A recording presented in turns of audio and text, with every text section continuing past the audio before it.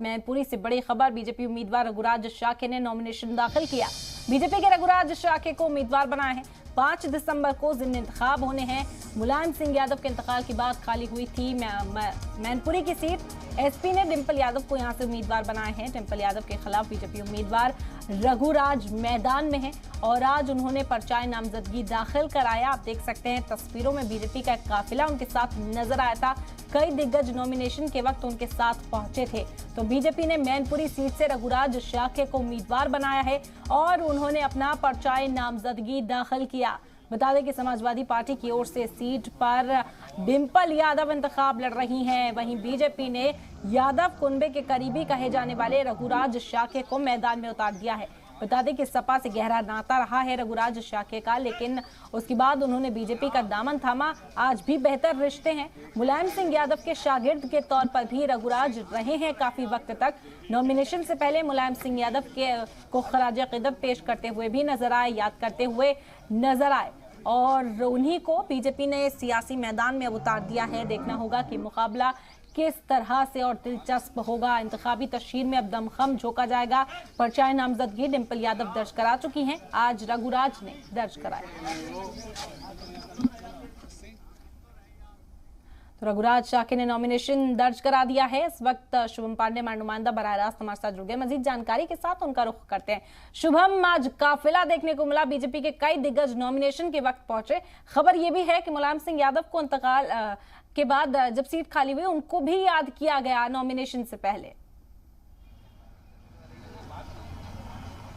जी बिल्कुल, देखिए कि मुलायम सिंह यादव की जो सीट खाली हुई उस पर उपचुनाव होने जा रहा है मैनपुरी के लिए और समाजवादी पार्टी की तरफ से डिंपल यादव प्रत्याशी हैं। तो ऐसे में भारतीय जनता पार्टी की तरफ से रघुराज सिंह शाक्य को प्रत्याशी बनाया गया है, उम्मीदवार बनाया गया है भारतीय जनता पार्टी का। उनकी तरफ से आज नामांकन किया गया। उनके प्रस्तावक इस दौरान मौजूद रहे। भारतीय जनता पार्टी के तमाम पदाधिकारी इस दौरान उनके साथ मौजूद रहे। हमने जब उनसे बातचीत की थी उनका साफ तौर पर कहना था कि जन जन का आशीर्वाद वो मैनपुरी की जनता से ले रहे हैं, जिससे कि एक बार फिर से समाजवादी पार्टी के गढ़ में कमल का फूल खिलाया जा सके और निश्चित तौर पर जब भी ये परिणाम आएंगे तो आने वाले तारीख में मैनपुरी की सीट पर भारतीय जनता पार्टी जीत दर्ज करेगी। ये कहना था रघुराज सिंह शाक्य का। अब ऐसे में अगर इस सीट की बात कर लें तो इस सीट पर जातिगत समीकरण अपने आप में काफ़ी ज़्यादा अलग है। हमेशा से इस सीट पर मैनपुरी की सीट पर समाजवादी पार्टी हमेशा ही जीतती आई है। लगभग 4-4.5 लाख अगर वोट की बात करें तो वो यादव वोट बैंक है और लगभग 3-3.5 लाख शाक्य वोट बैंक है। तो ऐसे में शाक्य उम्मीदवार उतारे जाने के बाद भारतीय जनता पार्टी के लिए ये थोड़ा सा जरूर आसान होता दिख रहा है कि लगभग क्योंकि इसका लाभ कहीं ना कहीं भारतीय जनता पार्टी को मिलेगा। तो वहीं दूसरी तरफ 2019 लोकसभा चुनाव की अगर हम बात करें तो मुलायम सिंह यादव सिर्फ 94,000 वोट के अंतर से यहां पर जीत दर्ज कर पाए थे, जबकि उनके साथ बसपा का वोट बैंक भी जुड़ा हुआ था।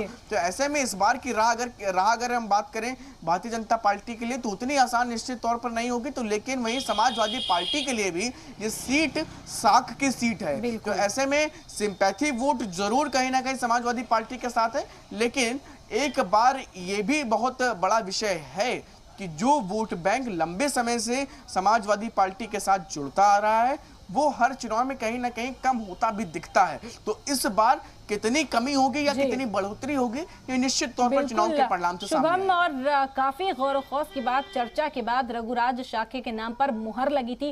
कहा जाता है कि समाजवादी पार्टी से गहरा नाता रहा है। मुलायम सिंह यादव के शिष्य, उनके शागिर्द के तौर पर भी इन्हें देखा जाता है।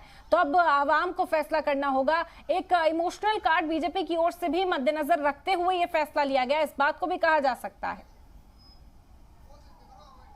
देखिए, रघुराज सिंह शाक्य की अगर बात करें तो समाजवादी पार्टी से जब शिवपाल सिंह यादव अलग हुए थे तब वो शिवपाल सिंह यादव के साथ ही अलग होकर के प्रसपा में शामिल हुए थे। प्रसपा जब 2022 का विधानसभा चुनाव लड़ने जा रही थी उस दौरान शिवपाल सिंह यादव समाजवादी पार्टी के चिन्ह के साथ मैनपुरी की जसवंत नगर सीट से अपना चुनाव लड़कर विधायक बने।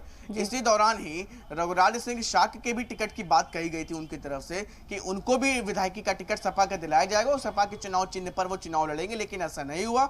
शिवपाल सिंह यादव ने कहा कि जिन भी लोगों को टिकट अगर नहीं मिला है, नहीं दिलवा पाए हैं समाजवादी पार्टी का, तो वो अपना रास्ता जिधर चाहे वो ले सकते हैं।